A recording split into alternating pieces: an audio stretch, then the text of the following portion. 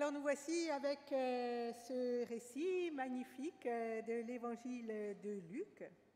C'est un récit qui se déploie en 3 temps. Tout d'abord, l'appel que Jésus adresse à Pierre, puis la pêche miraculeuse, et enfin la réaction de Pierre entre crainte et tremblement, si je puis dire ainsi. Alors tout d'abord, replaçons le récit dans son contexte. Le contexte, c'est celui qui nous est donné par l'évangile de Luc. Et si vous revenez un petit peu en arrière, au chapitre 4 de cet évangile, eh bien, vous verrez que Jésus est essentiellement dans les synagogues. C'est dans la synagogue de Nazareth, juste après avoir été tenté par le diable, qu'il ouvre son ministère en annonçant que la prophétie du prophète Ésaïe est accomplie, l'Esprit du Seigneur est sur moi, annonce-t-il.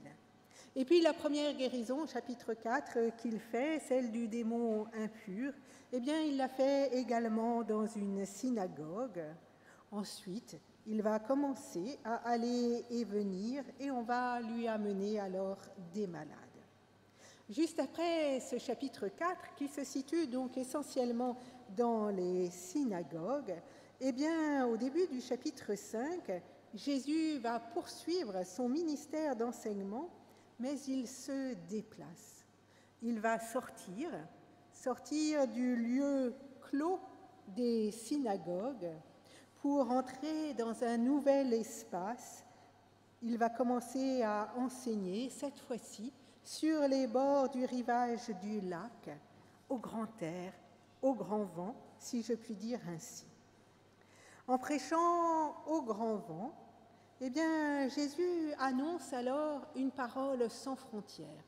Cette parole qui était entendue essentiellement dans le lieu clos de la synagogue, réservé donc au peuple juif et priant, eh bien, cette parole, désormais, est destinée à tous. Elle est pour tous, sans distinction aucune, tous ceux qui se trouvent simplement là sur le rivage, hommes de foi, peut-être pratiquants, mais peut-être pas, pêcheurs, maçons ou bergers, éloignés peut-être des préoccupations religieuses. La parole est pour tous ceux et toutes celles qui voudront la saisir, qui discerneront une parole de vie. En prêchant au grand vent, en déplaçant sa prédication d'un lieu clos à un espace ouvert, Jésus ouvre alors une ligne d'horizon aussi. Il ouvre symboliquement des perspectives. Il est possible de voir plus loin que le poids du quotidien. Il est possible de regarder au loin vers cet horizon sur la mer. Il est possible, dit-il, peut-être de manière symbolique, d'espérer. En prêchant au grand vent, Jésus fait aussi de l'espace du quotidien, du labeur des pécheurs, le lieu de résonance d'une parole. Voilà, Jésus rejoint les siens non plus seulement dans les heures dévolues à la prière, à la méditation, il vient les rejoindre dans leur vie quotidienne. Il s'immerge dans leur existence et c'est ainsi qu'il va rejoindre les faim, les attentes, les désillusions et les espoirs du peuple. Car la soif est grande, nous dit l'Évangile, la foule se presse. Nous n'avons pas encore avancé dans ce récit, mais nous voyons que simplement dans cette situation de l'espace, nous avons déjà de nombreux éléments qui pourraient ce matin nourrir notre foi. En se déplaçant sur les bords du lac au grand vent, Jésus annonce donc une parole pour tous, sans frontière aucune, une parole qui vient ouvrir des perspectives et surtout une parole qui va partir du quotidien pour, comme nous allons le voir, le transfigurer d'espérance. Désormais, il n'y a plus seulement le temps liturgique, ce temps que nous vivons, mais il y a aussi le temps ordinaire qui est pleinement habité de la présence de Dieu. L'ordinaire va devenir le lien de la proximité avec Dieu, le lieu de la révélation. Voilà déjà presque de quoi faire une prédication. Je pourrais presque m'arrêter là, mais nous pourrions nous en arrêter là, à méditer sur cet ordinaire que le Christ rejoint. Mais bien sûr, l'évangéliste Luc n'en reste pas là. L'histoire va se nouer, une histoire passionnante. Pressé par la foule qui a soif de sens, d'une parole neuve ou renouvelée, Jésus avise la barque de Pierre, d'où il pourra enseigner, pense-t-il, en étant entendu de tous. Le voici en barque, mais cette barque, ce n'est pas n'importe quelle barque. Cette barque, le savez-vous, c'est avant tout la barque de l'échec, la barque du manque, la barque du vide. Un objet le signifie, dans la barque, les filets sont là, soigneusement lavés, soigneusement repliés. En effet, après une nuit d'efforts, les pêcheurs sont revenus bredouilles, harassés et hantés par le manque. Lorsque Jésus les a rencontrés sur le bord du lac, ils lavaient leurs filets, c'est le rien, c'est l'absence qui les occupait, c'est le désœuvrement en lui-même qui était leur activité principale. Alors nous pouvons nous arrêter aussi sur cet espace vide de la barque. Cet espace vide de la barque. Je ne sais pas si vous avez déjà fait attention au fait que dans la vie, dans nos vies, c'est parfois le manque qui vient occuper toute la place. Je veux dire par là que nous avons parfois tendance à nous construire autour du manque qui devient l'élément central de notre existence. Parfois, nous ne voyons plus ce que nous avons, nous ne voyons que, ou d'abord, premièrement, ce que nous n'avons pas, ce qui nous manque, le vide qui est creusé dans notre vie. Alors parfois, il est impossible de faire autrement. Je pense par exemple au manque de nourriture. Lorsqu'on est tenaillé par la faim, eh bien oui, il est normal que cette faim soit comme une tenaille qu'on ne puisse mettre de côté, qui oriente toutes nos forces vitales. Si nous considérons par exemple aussi l'absence de travail, eh bien ceux et celles, peut-être y en a-t-il dans l'Assemblée, qui ont traversé de telles périodes, savent combien la recherche d'emploi devient au cœur des préoccupations, qu'on y revient sans cesse, la nuit, le jour, chez soi, qu'il n'y a pas de vacances possibles de ce manque, tant on pense toujours à ce travail de demain qu'on retrouvera et qui mettra fin à ce manque. Mais parfois aussi, nous nous construisons autour de ce qui nous manque, ce que nous n'avons pas, au lieu aussi de voir les pleins et les richesses de notre existence. Jésus, je le disais, va s'immerger dans le quotidien du peuple. Il n'en ignore pas les faims, les attentes, les soifs. C'est dans cette barque vide de tout poisson qu'il va prendre appui pour faire résonner sa parole. Je trouve que c'est là une bien jolie manière pour l'Évangile de dire que le Christ nous rejoint au creux de nos blessures, dans l'espace béant qui dit le manque, l'absence, dans ce filet soigneusement replié qui dit une vie occupée au geste du rien, du vide, du manque. Oui, Jésus nous rejoint parfois, là où nous vivons la désillusion, la déception, l'attente de quelque chose de plus plein, l'attente d'être nourri d'une certaine manière. Alors, quelles paroles Jésus enseigne-t-il dans cette barque du vide, du manque et du rien ? Eh bien, comme en bien d'autres passages de l'Évangile où l'on nous dit que Jésus enseigne, nous aimerions bien connaître la prédication de Jésus. Mais voilà, à croire que les premiers disciples avaient bien peu de mémoire, rien ne nous en est dit, rien, si ce n'est ces 4 petits mots. Avance en eau profonde, dit Jésus à Simon. Avance en eau profonde. Qu'est-ce que cela peut bien signifier ? Nous allons voir finalement que les disciples ont bien fait d'oublier toute la prédication de Jésus parce que ces 4 petits mots sont en eux-mêmes infiniment suffisants, avance en eau profonde. Dans ces 4 petits mots, j'entends 3 appels qui se conjuguent. Bien sûr, nous le comprenons, avance en eau profonde, c'est l'appel à quitter les rivages de nos certitudes. C'est l'appel à nous défaire de la terre ferme de nos habitudes. C'est l'appel à aller plus loin, là où nous n'avons pas pied, là où peut-être nous perdons de notre belle assurance, de notre superbe, de ce qui fait que nous pouvons nous sentir bien établis. Mais pour quitter les rivages de nos certitudes, pour nous aventurer au-delà de notre zone de confort, comme on dit aujourd'hui en langage moderne, eh bien, il nous faut aussi parvenir à dépasser nos peurs, nos appréhensions, nos angoisses, qui toutes contribuent à nous maintenir sur le bord. Le large, pour le peuple d'Israël, ces flots mouvants sur lesquels nous n'avons pas prise, le large représente justement cette angoisse, la menace de l'insaisissable, de l'instable par excellence. Au psaume 68, le psalmiste exprime justement son angoisse par l'image des flots qui le submergent. Il dit « Tire-moi de la boue, sinon je m'enfonce, que j'échappe à l'abîme des eaux, que les flots ne me submergent pas. » Aller plus loin, vaincre nos peurs, nos angoisses, sortir de notre zone de confort, c'est ce à quoi ces 4 petits mots nous invitent, avance en eau profonde. Aller plus loin, nous risquer, je dirais, au risque de la vie, de ses possibles, de tout ce que nous sommes invités à vivre les uns avec les autres, au risque de la rencontre. C'est ce que nous essayons de faire, toujours en Église.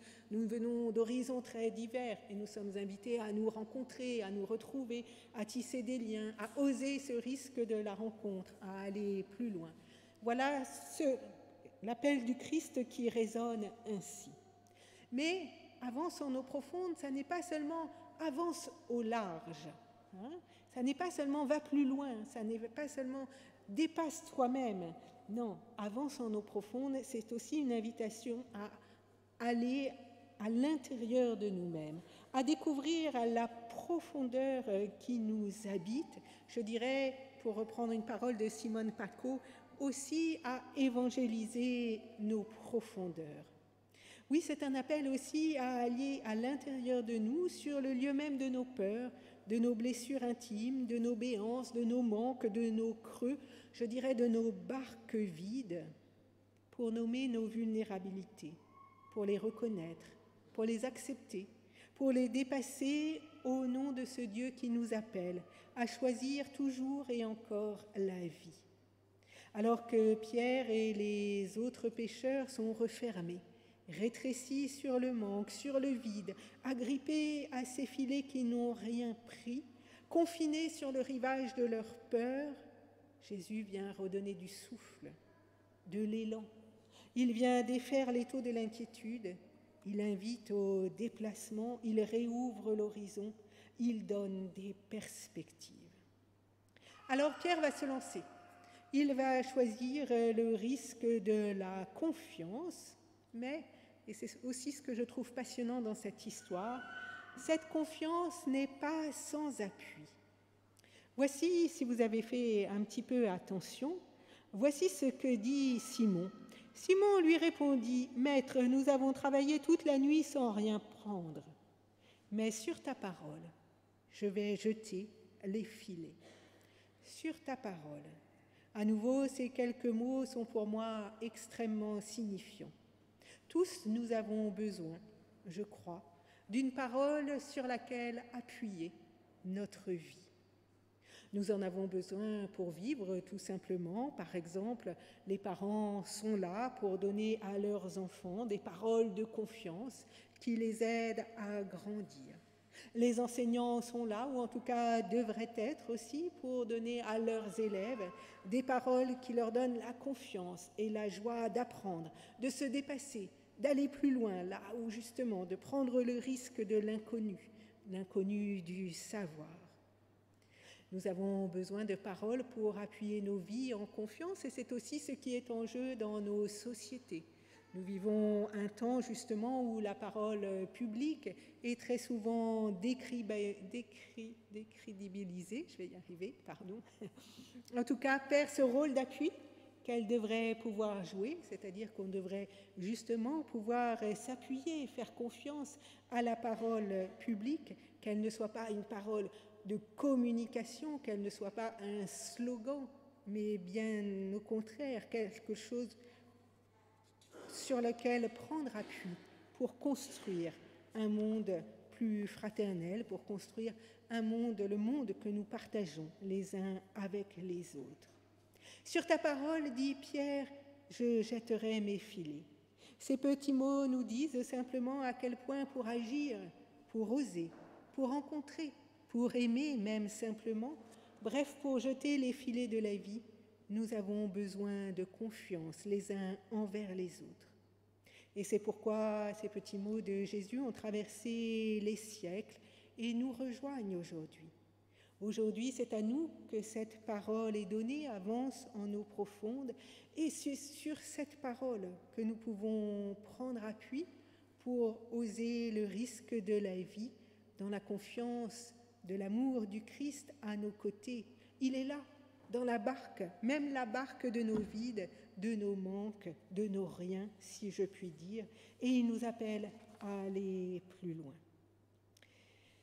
Au filet vide que Pierre et les siens que Simon l'avaient, va alors répondre les filets si pleins qu'ils vont en craquer. La barque qui était en creux va s'enfoncer sous le trop-plein. Au rien répond soudainement le tout. Un peu, vous savez, comme dans le récit de la multiplication des pains. À l'insuffisance des 5 pains et des 2 poissons, répondra l'abondance des 12 paniers de reste. Eh bien, la barque du manque devient la barque de l'abondance. Alors peut-être me direz-vous que ce récit est bien joli, mais que nous savons que dans la vie, ça n'est pas comme cela dans la vraie vie, que parfois nos barques restent vides et qu'il est bien difficile de mettre en pratique cette histoire. Eh bien, personnellement, peut-être parce que je suis pasteur ou peut-être parce que je suis naïve, je n'en sais rien, mais je crois à cette histoire et je crois à cette parole du Christ qui nous est donnée. Je crois que la confiance et l'espérance mêlées génèrent toujours la vie, d'une manière ou d'une autre, la vie en abondance. Je crois que chaque fois que nous nous risquons à la rencontre, à la joie du partage, à nous dépasser au-delà de toutes les frontières que nous pouvons imaginer, eh bien oui, notre quotidien est plus lumineux, plus riche.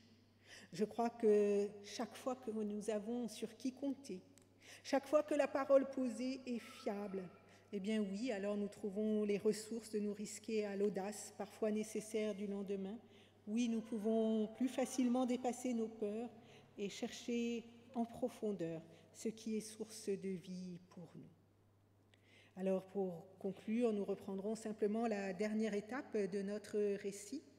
Cette fois-ci, il n'est plus question de barque et de poissons. Le récit d'un seul coup se recentre sur Pierre, mais c'est dans un bien étrange filet, un filet cette fois invisible, que Pierre semble prisonnier.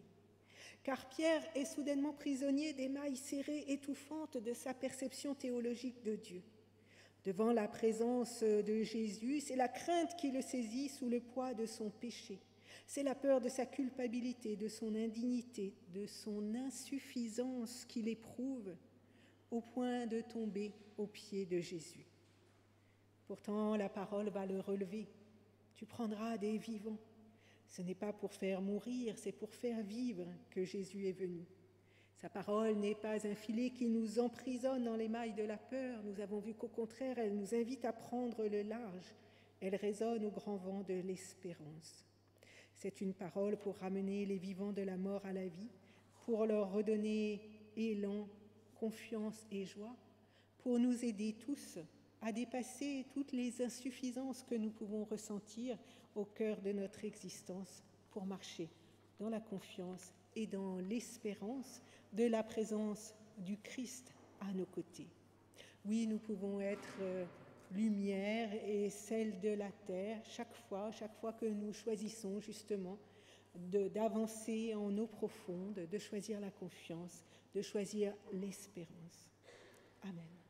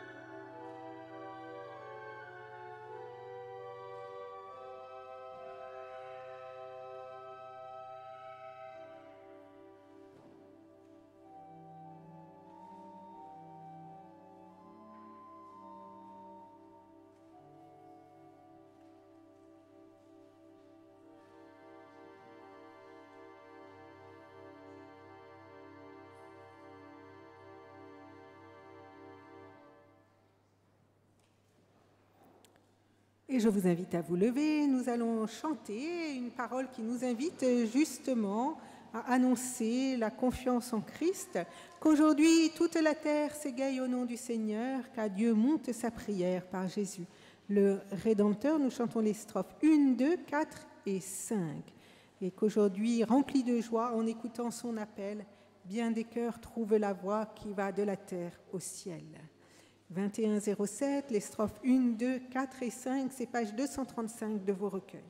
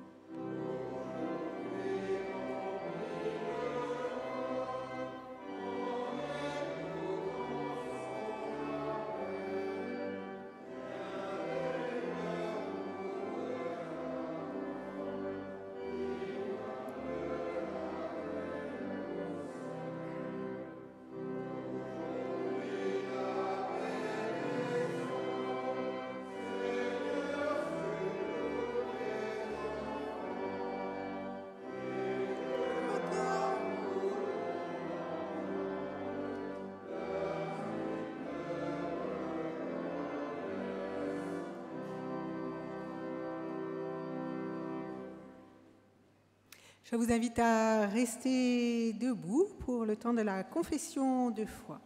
Avec cette confession de foi inspirée par le pasteur Christian Tanou. Oui Seigneur, tu es notre guide et notre lumière.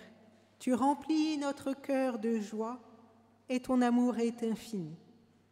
S'il arrive que parfois tu nous sembles lointain, distant, nous savons pourtant, Seigneur, que tu es là. Tu nous rejoins au creux de nos blessures, de nos souffrances, de nos vulnérabilités, de nos insuffisances. Tu nous rejoins dans nos barques vides pour les remplir de ta présence, de la parole, de ton amour. Oui, Seigneur, nous croyons en ton nom, en ton Fils Jésus. Descendu parmi les hommes, il nous montre ta lumière et nous invite à vivre et à partager cet amour au centuple, à avancer en eau profonde les uns vers les autres, mais aussi à ta rencontre au plus profond de nous-mêmes. Nous croyons que tu nous accompagnes et que tu nous vivifies par ton esprit. Oui, Seigneur, tu nous redonnes l'espoir, tu es notre pardon, notre abri et notre consolation. Amen. Et cette fois, nous la chantons.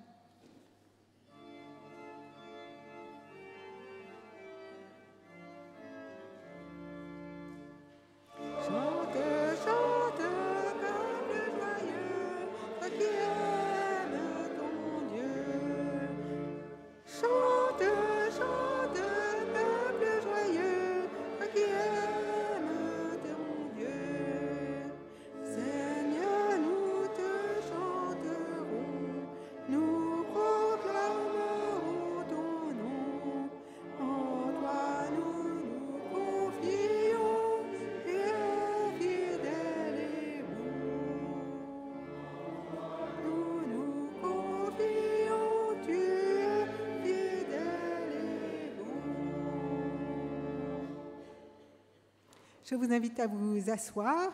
C'est le temps de l'offrande. Souvenons-nous que Dieu aime le don joyeux.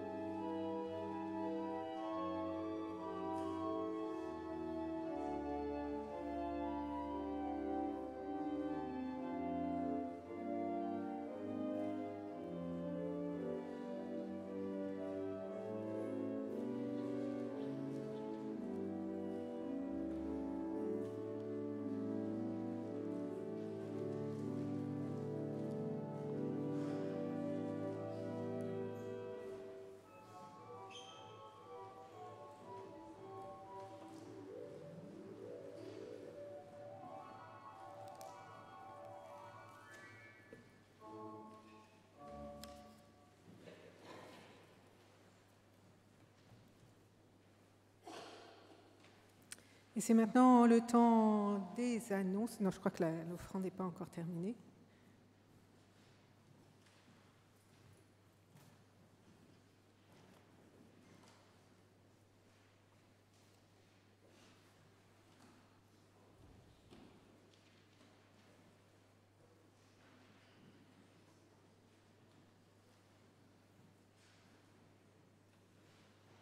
Voilà, c'est bien de se préparer parce que c'est sans doute pour nous faire une petite annonce. Hein? Donc c'est la compagnie de l'oratoire, c'est ça? Voilà. Donc nous accueillons des voisines, tout d'abord, qui prennent la parole. Un petit mot de présentation. Donc, un petit mot de présentation. Les éclaireuses, éclaireurs, les scouts de l'oratoire, si j'ai bien compris, viennent solliciter un petit peu vos porte-monnaies, mais avec une contrepartie de gâteaux divers, pour financer un projet qu'ils ont auprès du DEFAP. Elles vont vous expliquer ça. Bonjour. Déjà, merci de nous accueillir aujourd'hui. Donc, nous sommes 4 éclaireuses du Temple de l'Oratoire et nous avons comme projet de réaliser pour 2024 une route. Alors, je ne sais pas si vous savez ce que c'est une route, mais c'est un projet humanitaire à faire à l'étranger. Donc nous avons 2 ans pour le mettre en place et nous sommes en train de le définir avec le DEFAP. Le DEFAP, c'est une association mettant en lien les églises protestantes à l'étranger pour réaliser des missions humanitaires. Nous devons donc récolter de l'argent pour financer notre projet. C'est pourquoi nous sommes aujourd'hui ici à l'occasion de la Chandeleur pour vendre des gâteaux, des crêpes, des choses sucrées, salées, il y en a pour tous les goûts, donc n'hésitez pas, soyez généreux, le prix est libre. Voilà. Et aussi, n'hésitez pas si vous avez besoin à nous demander nos contacts, donc pour que ce soit babysitting, menu travaux, déménagement, rangement ou quoi que ce soit. Ça nous ferait très plaisir de vous aider et en même temps aider à financer notre route. Donc voilà, merci beaucoup.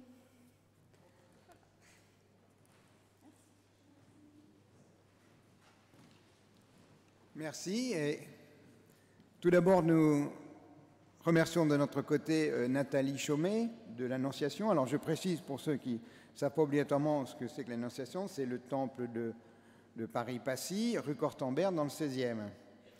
Nous avoir conduits ainsi dans cette réflexion sur les pêcheurs et les pêcheurs. Donc c'est toujours, moi quand j'étais jeune, c'était un peu compliqué, toujours ceux qui pêchent le poisson et ceux qui pêchent tout court. Voilà, donc c'était très intéressant et l'accompagnement évidemment toujours de Noël Hasbrook, nous le remercions infiniment.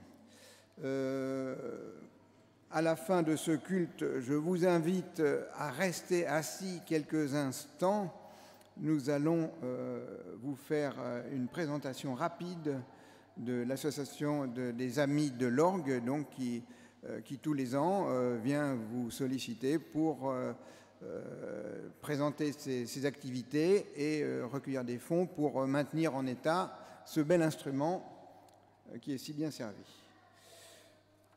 Les activités continuent. Donc demain, groupe de prière, comme vous pouvez le voir, avec Monique Stengel comme contact. La chorale demain soir. Si vous voulez vous joindre à la chorale, vous venez me voir. Nous préparons l'animation du culte du 12 février. Par ailleurs, je vais passer la parole à André-Jeanne qui va vous faire une petite communication sur l'embellissement du temple pendant les cultes. Voilà.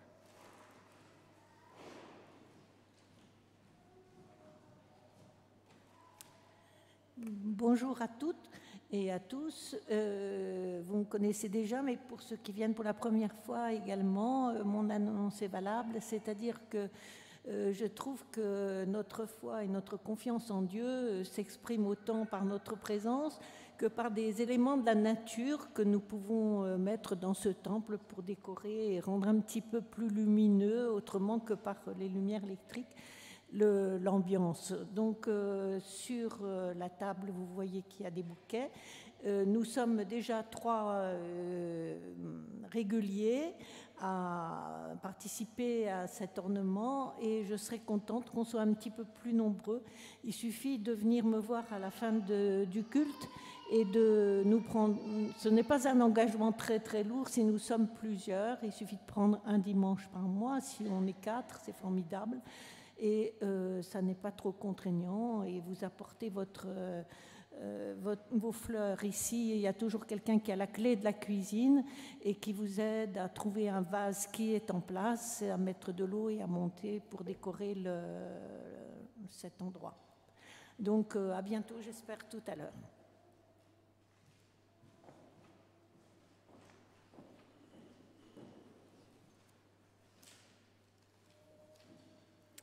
Et nous nous unissons dans la prière d'intercession. Oui, Seigneur, dans la confiance en ton écoute, nous voulons te présenter tout ce qui nous touche. Tu le sais, nous regardons avec peine et incompréhension notre monde et ses sursauts, la violence et les actes de guerre auprès ou au loin. Oui, Seigneur, nous te le demandons, que souffle un vent de paix sur notre terre. Comme ces béatitudes que nous avons entendues la semaine dernière, nous te le demandons, suscite des hommes et des femmes de bonne volonté qui ont faim et soif de justice, artisans de paix. Nous pensons dans nos cœurs à tous ceux et toutes celles qui souffrent aussi, dont nous connaissons les noms, ceux que la vie oppresse ou que la maladie écrase, ceux qui sont étreints par le deuil ou par l'angoisse du manque. Oui, Seigneur, étends sur eux ta main bénissante. Accorde-leur la sérénité de la foi et de l'espérance. Et mets sur leur chemin des compagnons à l'écoute de leurs tourments. Nous te prions aussi, Seigneur, pour ton Église. Nous te confions aujourd'hui plus particulièrement cette paroisse, la paroisse de Batignolles, mais aussi tous ceux et toutes celles qui ont simplement à cœur de témoigner de ton amour, de ta grâce, qui cherchent à rendre témoignage de la lumière que tu nous donnes. Oui, Seigneur, au cœur de ton Église, favorise les rencontres qui vivifient. Donne-nous la joie du témoignage, l'amour du service, l'espérance dans l'amorosité des jours et aussi l'imagination dans l'expression de la foi. Et toutes les prières qui nous habitent, prières que nous ne savons pas toujours formuler, nous les rassemblons en une seule gerbe pour te dire d'une même voix la prière que ton Fils nous a enseignée. Nous disons: Notre Père, qui es aux cieux, que ton nom soit sanctifié, que ton règne vienne, que ta volonté soit faite sur la terre comme au ciel. Donne-nous aujourd'hui notre pain de ce jour. Pardonne-nous nos offenses, comme nous pardonnons aussi à ceux qui nous ont offensés. Et ne nous laisse pas entrer en tentation, mais délivre-nous du mal, car c'est à toi qu'appartiennent le règne, la puissance et la gloire pour les siècles des siècles. Amen. Et pour recevoir les paroles d'envoi et de bénédiction, je vous invite à vous lever.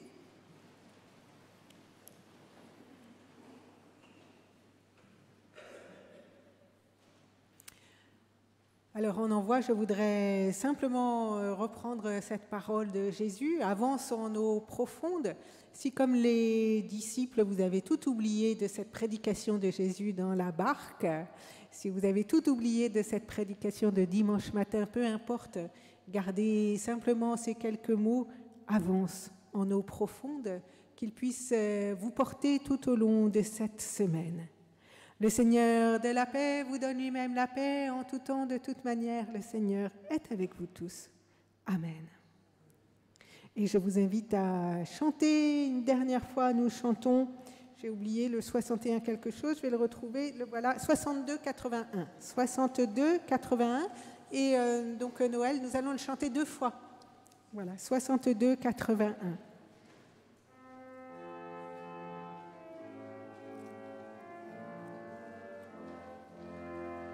Page 1005. Ah, Seigneur de Dieu, sois sur toi, pour t'aider à marcher dans ses voies. Reçois tout son pardon et sa bénédiction.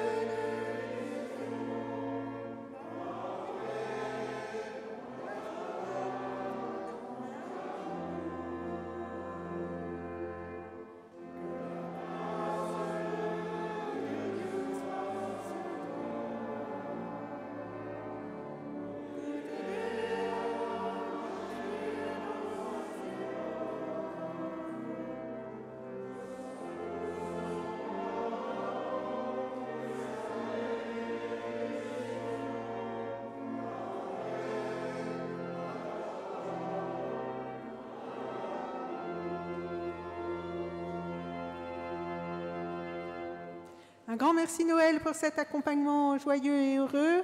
Un très bon dimanche à vous tous. Voilà, une bonne continuation au cours de cette année.